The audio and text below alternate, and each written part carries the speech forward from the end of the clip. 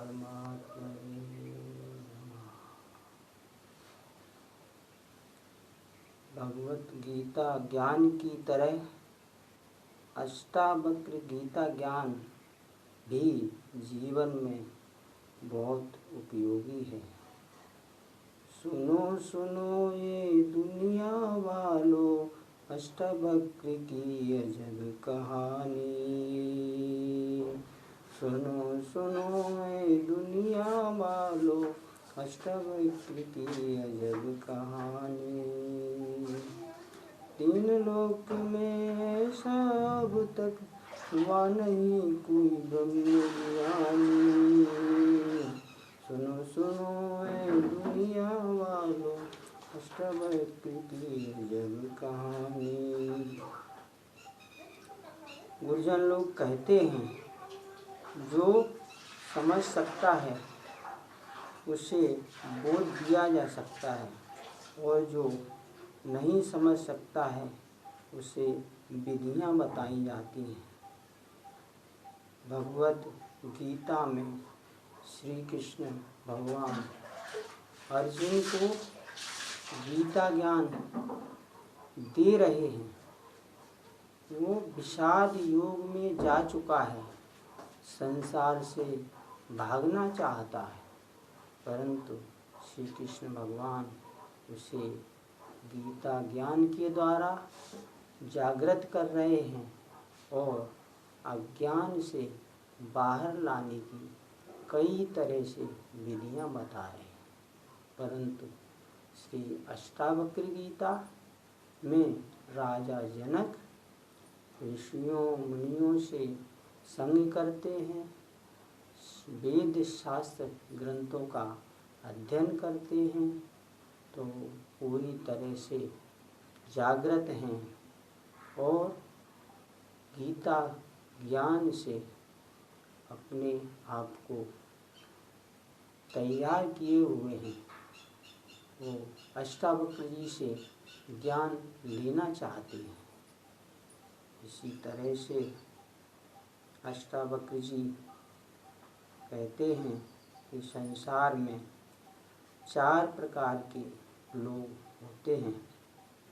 एक ज्ञानी, जो ज्ञान को प्राप्त हुआ है, उसने ऋषियों के ज्ञान को धारण किया है और जिसने माया जाल को तोड़ दिया है। ज्ञानी जानता है कि सत्य क्या है। दूसरे ज्ञान मुमुक्षु होते हैं, जो ज्ञान प्राप्त करने का इच्छुक है और वह सत्पुरुषों के पास जाकर ग्रंथों से, वेदों से, शास्त्रों से ज्ञान प्राप्त करने का प्रयत्न करता रहता है। तीसरा व्यक्ति अज्ञानी, जो शास्त्र भी पढ़ता है और ग्रंथ भी पढ़ता है, ऋषियों मुनियों को ज्ञान को सुनता है, परंतु आत्मज्ञान के प्रति उसकी रुचि नहीं होती है। बस ग्रंथ पढ़ लिया, वेद शास्त्र को सुन लिया, सत्संग में बैठकर सुन लिया और आत्मज्ञान के प्रति उसकी रुचि नहीं रहती है। चौथे प्रकार के व्यक्ति मूढ़ होते हैं। ऐसे व्यक्ति पशु तुल्य जीवन जीते हैं और सुबह उठकर तरह तरह के स्वादिष्ट व्यंजनों को खाया, विषय भोगों को किया और सो लिया। आलस्य में जीवन को भोगते रहे और परमात्मा और आत्मा दोनों को जानने में इनकी कोई रुचि नहीं होती है। ये से मनुष्य मूढ़ प्रकृति के होते हैं। जीवन को इस प्रकार जीते हैं कि उन्हें आध्यात्मिक जगत से कोई भी लेना देना नहीं है।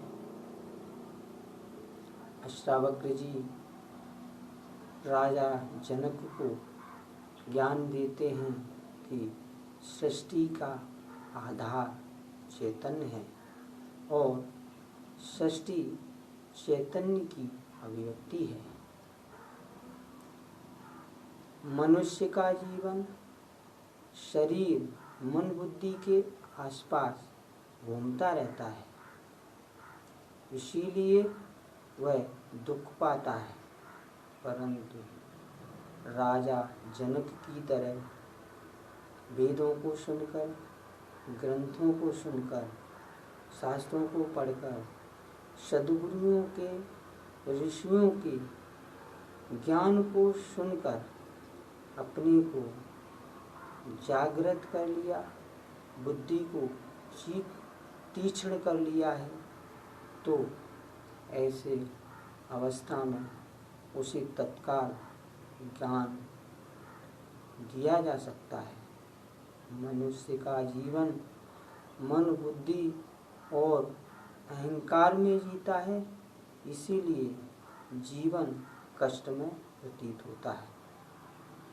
अष्टावक्र गीता 3 प्रश्नों पर टिकी हुई है। ज्ञान कैसे होता है, मुक्ति कैसे होती है, वैराग्य कैसे होता है। स्थूल जगत के पार एक सूक्ष्म जगत है। अज्ञानी व्यक्ति स्थूल जगत को पकड़ता है और ज्ञानी व्यक्ति सूक्ष्म जगत को पकड़ लेता है। अध्यात्मवाद वास्तव में सूक्ष्म जगत को पकड़ने की एक विद्या है, एक कला है। घर छोड़ देने से, संसार को गालियाँ देने से, ध्यान में बैठने से, वर्षों समाधि में गुजारने से मनुष्य जब तरह तरह से वह साधनाएं करके जैसे ही वह पुनः इनसे बाहर आता है, तो विषयों की लालसा समाप्त नहीं होती है। इसी प्रकार अष्टावक्र जी कहते हैं कि जब तक मनुष्य उसमें सूक्ष्म जगत, अध्यात्म जगत की विद्या से, कला से अपने आप को नहीं जानेगा, तब तक वह अंधकार में ही पड़ा रहेगा। अष्टावक्र गीता वैराग्य, ज्ञान, मुक्ति का द्वार खोल देती है। इसीलिए अष्टावक्र जी कहते हैं कि इस ज्ञान को जान लेना ही सच्चा ज्ञान है। एक बार अष्टावक्र जी के पिताजी कुछ ज्ञानियों के साथ, मुनियों के साथ अपने दरबार में बैठकर चर्चा कर रहे थे कि सत्य क्या है। तो वहाँ पर एक आवाज़ आती है कि जिस सत्य को आप बाहर ढूंढ रहे हो, वह तो वास्तव में अपने अंदर ही है। तो सभी लोग अचानक देखने लगते हैं कि यह आवाज़ कहाँ से आई। तो उनकी माता ने कहा कि ये आवाज़ अष्टावक्र के गर्भ में से आ रही है। अष्टावक्र जी 8 जगह से वक्र थे। वो बड़े कुरूप लगते थे और वह जन्म से ही ब्रह्मज्ञानी थे, आत्मज्ञानी थे। एक बार राजा जनक अपने घोड़े पर सवार होकर कहीं से आ रहे थे, तो सामने से उन्होंने अष्टावक्र जी को आते देखा।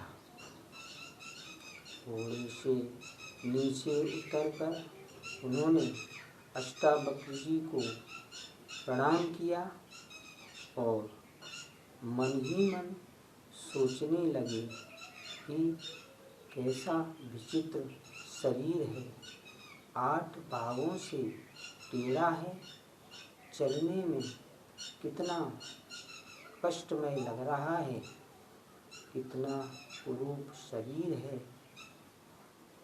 उसी प्रकार अष्टावक्र जी राजा जनक के मन में उठे संशय को जान गए।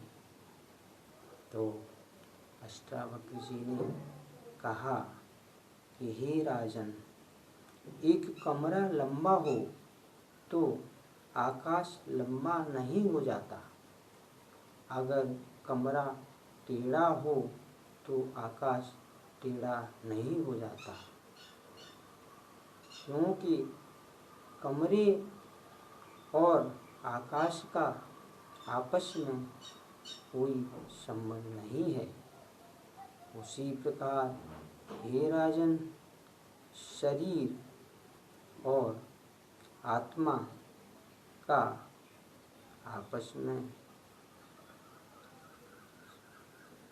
संबंध नहीं है। शरीर आत्मा का एक आश्रय है। इसका आत्मा सदा एक समान रहती है, लेकिन हमारे शरीर जन्म से बचपन, जवानी और बुढ़ापे में लगातार बदल रहे हैं, परंतु आत्मा एक समान ही रहती है। जिस प्रकार रथ में कोई रथी बैठता है और कहीं जाता है और पुनः अपने गंतव्य पर उतर जाता है, तो रथ और रथी दोनों अलग अलग हैं।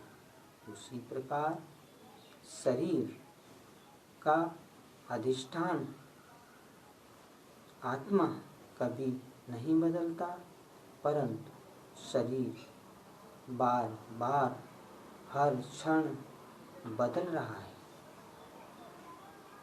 माता के गर्भ में आने पर ये आत्मा स्थूल शरीर के द्वारा पंच तत्व के इस शरीर क्षितिज जल पावक गगन समीरा से मिलकर इस संसार में जन्म लेता है और बचपन में छोटा सा शरीर रहता है और उसके बाद युवावस्था का शरीर बदल जाता है और कुछ ही समय में वह शरीर बदलकर वृद्धावस्था का रूप ले लेता है, परंतु उसमें जो आत्मा चैतन्य रहता है वह तो बचपन में था वैसा ही जवानी में और उसी प्रकार बुढ़ापे में रहते हुए इस शरीर की यात्रा करता है। जिस प्रकार कुम्हार मिट्टी से तरह तरह के मूर्तियाँ बनाता है, हाथी की मूर्ति बनाई, घोड़े की मूर्ति बनाता है या अन्य प्रकार के मिट्टी के बर्तन बनाता है और वो मिट्टी तीनों काल में हमेशा रहती है। बर्तन रहने पर मिट्टी रहती है, बर्तन के टूटने पर मिट्टी रहती है और मिट्टी कभी भी नहीं नष्ट होती।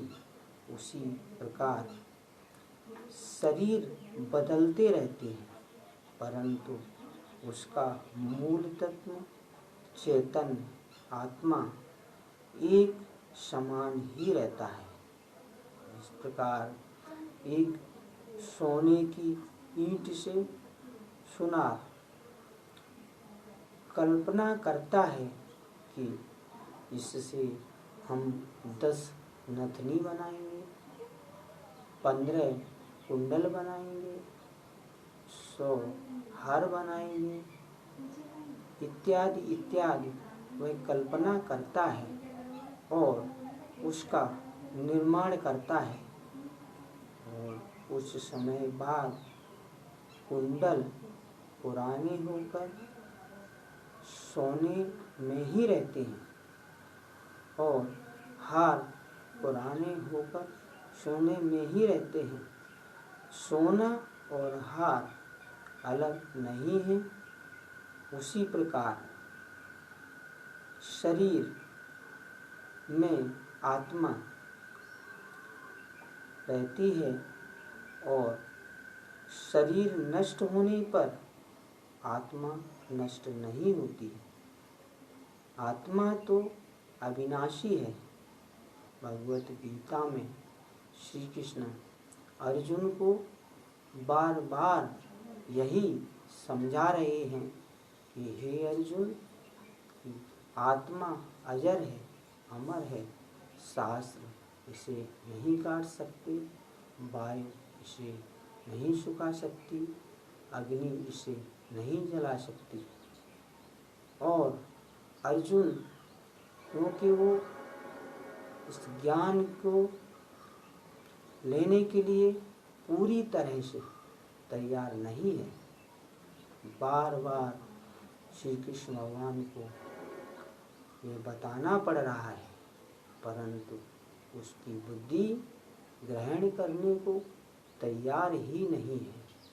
अंत में वो श्री कृष्ण भगवान अपने विराट रूप के दर्शन कराते हैं और बोध कराते हैं कि मैं जो संसार का सत्य मैं बता रहा हूँ उसको अपने मन बुद्धि में धारण करो और अपने कर्म को करने के लिए प्रदत्त हो। उसी प्रकार यहाँ अष्टावक्र जी राजा जनक को शरीर के धर्म बता रहे हैं कि हे राजन, ये शरीर छोटा होता है, बड़ा होता है, टेढ़ा होता है या मेढ़ा हो, शरीर में जो रहने वाला शरीरी है वह तो सदा एक जैसा ही रहता है। इसका शरीर के आकार से कोई संबंध नहीं है। आत्मा के ये धर्म नहीं है कि वह शरीर के आकार के हिसाब से शरीर के जन्म से या मृत्यु से इस चैतन्य का, इससे आत्मा का कोई संबंध नहीं है। बुद्धिमान लोग, प्रज्ञावान लोग शरीर के पीछे चैतन्य तत्व को देखते हैं, परंतु अज्ञानी लोग शरीर के आकार को देखते हैं। ऐसे व्यक्ति देह अभिमान में रहते हैं और प्रज्ञावान बुद्धिमान लोग अपने देह अभिमान को त्याग कर अपने स्वरूप में स्थिर रहते हैं, अपने चैतन्य अपने आत्म स्वरूप में स्थित रहते हैं। कहते हैं अष्टावक्र जी की बातें सुनकर राजा जनक उनके चरणों में गिर गए। हे अष्टावक्र महाराज, हमारे जीवन को ज्योति से भरो, मेरे अंदर जो अज्ञान है, अंधकार है, उसको आप दूर करो और अपने दरबार में ले जाकर राजा जनक ने अपने सिंहासन पर मुनि अष्टावक्र जी को बिठाया और उनसे ज्ञान प्राप्त किया। अष्टावक्र गीता में 20 प्रकरण और 298 श्लोक हैं। ये 298 प्रश्न हर मनुष्य के जीवन में अज्ञान बैठा हुआ है, उसको दूर करने में सक्षम है। अगले अंक में हम इसी पर चर्चा करेंगे। ओम